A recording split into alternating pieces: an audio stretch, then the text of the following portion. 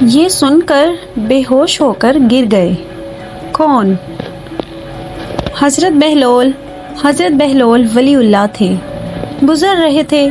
ایک بچے کو دیکھا، وہ کھڑا رو رہا تھا۔ دوسرے بچے اخروٹ سے کھیل رہے تھے۔ انہوں نے سمجھا اس کے پاس اخروٹ نہیں، اس لیے رو رہا ہے، میں اس کو لے کر دیتا ہوں۔ انہوں نے کہا بیٹا رو نہیں، میں تجھے اخروٹ لے کر دے دیتا ہوں، تو بھی کھیل۔ اس بچے نے کہا بہلول، کیا ہم دنیا میں کھیلنے آئے ہیں؟ ان کو اس بات کی توقع نہیں تھی کہ بچہ ایسا جواب دے گا، تو انہوں نے کہا اچھا پھر کیا کرنے آئے ہیں؟ بچے نے کہا اللہ تعالیٰ کی عبادت کرنے آئے ہیں۔ انہوں نے کہا بچے ابھی تو تم بہت چھوٹے ہو، تمہارے غم کی یہ چیز نہیں ہے، ابھی تو تمہارا اس منزل میں آنے میں بھی بہت وقت پڑا ہے۔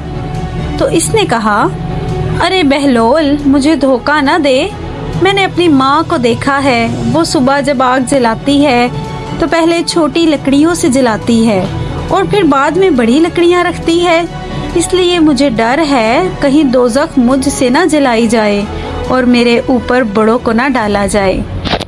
یہ سن کر بہلول بے ہوش ہو گئے۔